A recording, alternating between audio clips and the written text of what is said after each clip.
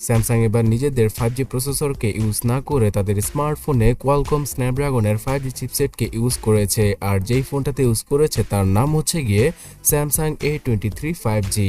বর্তমানে এই স্মার্টফোনটাকে officially launch করেছে তারা গ্লোবালভাবে, এবং এই ফোনটা মাখনের মতো স্মুথ 120 হার্জের ডিসপ্লের সাথে তো আসেই, তার পাশাপাশি ফোনটার পেছনে কোয়াড ক্যামেরা সেটআপ আর খুব ভালো ফাস্ট চার্জিং রয়েছে। So hey guys, Shanto here.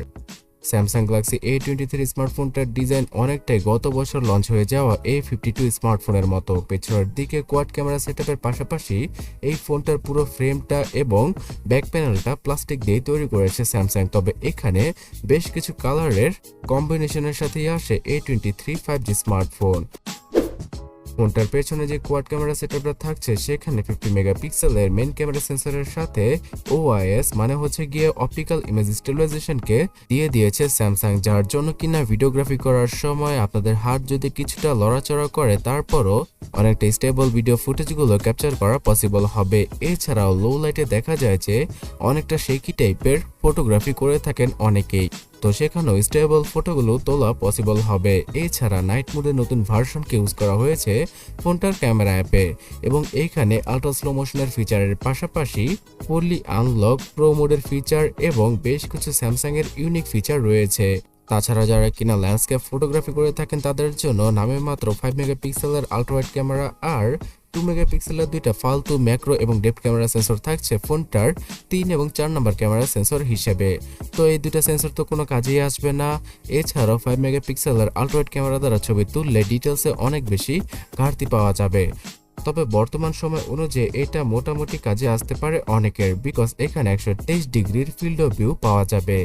এছাড়া ফোনটার ফ্রন্টে শুধুমাত্র 8 মেগাপিক্সেলের নর্মাল কোয়ালিটির সেলফি ক্যামেরাকে ইউজ করেছে স্যামসাং, যেটা দ্বারা কিনা সর্বোচ্চ ফুল এইচডি রেজলিউশনে ভিডিওগ্রাফি করা পসিবল। আর হ্যাঁ, এই স্মার্টফোনটার পেছনের ক্যামেরা দ্বারাও সর্বোচ্চ ফুল এইচডি রেজলিউশনে ভিডিওগুলো শুট করতে পারবেন আপনারা, বিকজ এই ফোনটার চিপসেট 4K তে ভিডিও রেকর্ডিংকে সমর্থনই করে না। তো চিপসেট সম্পর্কে কিছুটা পরে জানাচ্ছি, তার আগে ডিসপ্লে সম্পর্কে জানা যাক। 120 হার্জের PLS প্যানেলের LCD ডিসপ্লেকে ইউজ করেছে স্যামসাং তাদের A23 5G স্মার্টফোনটিতে। এই স্মার্টফোনটার স্ক্রিন সাইজ হচ্ছে গিয়ে 6.6 ইঞ্চি, আর এখানে কর্নিং গরিলা গ্লাস 5 এর প্রোটেকশন রয়েছে ডিসপ্লের উপরে। এক কথায় বলতে গেলে IPS LCD প্যানেলের মতোই কালার কম্বিনেশন আর ব্রাইটনেস পাওয়া যাবে এই PLS প্যানেলে। তবে এখানে এই ডিসপ্লেটার বেজেলগুলো কিছুটা বড় মনে হতে পারে আপনার কাছে বাজেট অনুযায়ী। বর্তমান সময়ে এসে অবশ্যই স্যামসাং এর উচিত ছিল 5 হল কাটআউটের ডিসপ্লেকে ইউজ করার, বাট তারা নটযুক্ত ব্যাকডেটেড ডিসপ্লে প্যানেলকে ইউজ করেছে, যদিও কিনা এখানে মাখনের মতো স্মুথনেস পাওয়ার জন্য 120 হার্জের রিফ্রেশ রেটকে তারা রেখেছে। আর এই স্মার্টফোনটা 240 হার্জের টাচ স্যাম্পল রেটকেও সাপোর্ট করে, তাই যারা কিনা গেমার রয়েছেন তারা ফোনটা দ্বারা টুকটাক গেমিং করতে পারবেন। আর এখানে অনেক ভালো একটা স্মুথনেস পাওয়া যাবে, যার মাধ্যমে কিনা ফোনটা কিছুটা ফাস্ট মনে হবে অনেকের কাছে। বাট সত্যি কথা হচ্ছে গিয়ে এখানে অ্যামোলেড প্যানেলের ডিসপ্লে অথবা 5 হল কাটআউটের হাই কোয়ালিটির IPS LCD প্যানেলের ডিসপ্লেকে ইউজ করলে আরো অনেক গুণে ভালো হতো।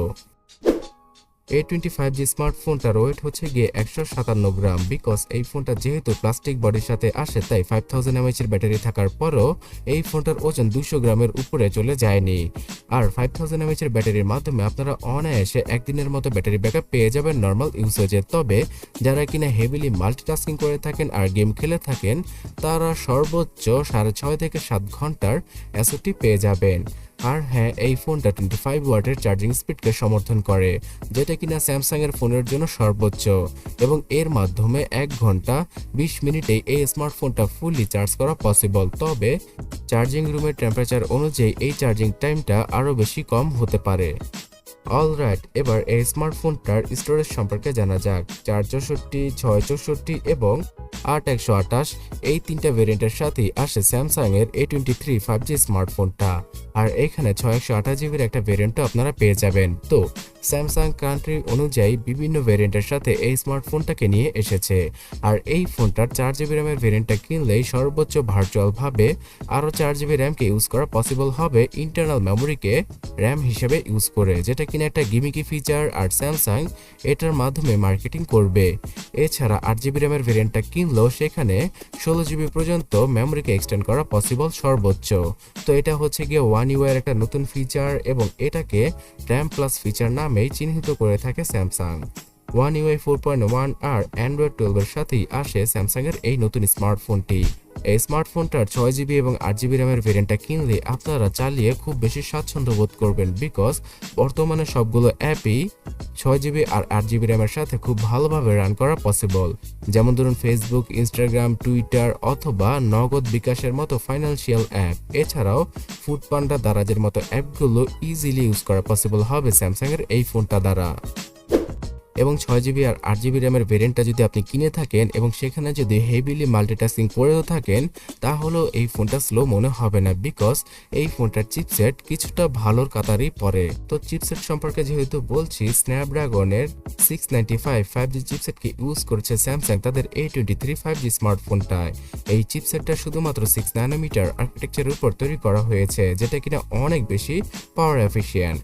এছাড়াও এই চিপসেটটা কিন্তু এর আগে রিয়েলমি আর শাওমির সবচেয়ে বেশি পপুলার মডেলগুলোতেই ইউজ করা হয়েছিল, আর এখনো দেশে এই মডেলগুলোতে তেমন কোনো হিটিং ইস্যু অথবা অন্য কোনো ইস্যুর দেখা পাওয়া যায়নি।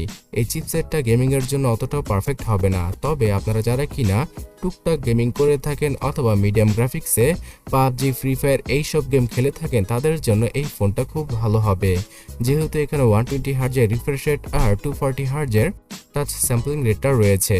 আর কোয়ালকম স্ন্যাপড্রাগন 695 এর জন্যই ওয়ান ইউআই 4.1 এর সাথে মিলে এই ফোনটা দুর্দান্ত পারফরমেন্স করবে।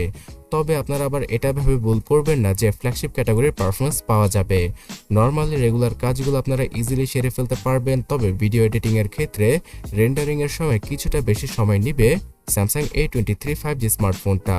এই ফোনটাতে 11 থেকে 13টা 5G ব্যান্ডের সুবিধা পাওয়া যাবে। তো বাংলাদেশে যখন কিনা 5G চলে আসবে, আপনারা ইজিলি A23 5G স্মার্টফোনের মাধ্যমে 5G কে ইউজ করতে পারবেন। আর এই ফোনটাতে আগামীতে অ্যান্ড্রয়েড 13 এবং 14 এর আপডেটও প্রোভাইড করবে স্যামসাং। তবে 16 এর আপডেটটা পাওয়া যাবে কিনা সেটা এই মুহূর্তে কনফার্ম হয়ে বলা যাচ্ছে না। তার পাশাপাশি 4 বছরের সিকিউরিটি প্যাচের আপডেটটাও প্রোভাইড করা হবে A23 5G স্মার্টফোনটায়। তো এক কথা বলতে গেলে ওয়ান ইউআই এর ফুল ভার্সনকে ইউজ করা হয়েছে স্যামসাং এর এই নতুন স্মার্টফোনটিতে, যেখানে কিনা গুড লকের পাশাপাশি নক সিকিউরিটি এবং সিক্রেট ফোল্ডারের পাশাপাশি বেশ কিছু অ্যামেজিং ফিচারকে আপনারা পেয়ে যাবেন। তবে এই ফোনটার উপরে এবং নিচে ডুয়াল স্পিকার নেই, শুধুমাত্র সিঙ্গেল স্পিকারের সাথেই আসে A23 5G স্মার্টফোনটি, যেখানে কিনা 3.5mm headphone jack, wifi, bluetooth আর ডুয়াল ব্যান্ডের জিপিএস এর সাপোর্ট রয়েছে। এছাড়াও এফএম রেডিও এবং কান্ট্রি ভেদে এনএফসি সাপোর্টটাও প্রোভাইড করা হয়েছে স্যামসাং এর এই সিরিজের নতুন স্মার্টফোনটিতে। তবে হ্যাঁ, যেহেতু এই ফোনটাতে অ্যামোলেড ডিসপ্লে নেই, তাই সিকিউরিটি সেকশনে সাইড মাউন্টেড ফিঙ্গারপ্রিন্ট স্ক্যানারের পাশাপাশি বেশ কিছু সেন্সরকে ইউজ করা হয়েছে, আর এই স্মার্টফোনটা জাইরো সেন্সরও সাপোর্ট করে। সো বন্ধুরা, অনেস্টলি বলতে গেলে শুধুমাত্র ডিসপ্লেটাকে বাদ দিলে আর সেলফি ক্যামেরাকে বাদ দিলে এই ফোনটা ফুললি ভালো একটা প্যাকেজ স্যামসাং এর পক্ষ থেকে। বর্তমানে আমেরিকা সহ ইউরোপের মার্কেটে অফিসিয়াল ভাবে $300 কাছাকাছি প্রাইস রাখা হয়েছে এই ফোনটির জন্য। সো বাংলাদেশে যখন কিনা এই স্মার্টফোনটা আসবে, তখন অফিসিয়াল ভাবে 35,000 টাকার আশেপাশে দাম রাখা হতে পারে, কিন্তু আনঅফিসিয়াল ভাবে শুধুমাত্র 28 থেকে 30,000 টাকা ইজিলি পাওয়া পসিবল হবে স্যামসাং এর এই অসাম সিরিজের A23 5G স্মার্টফোনটিকে।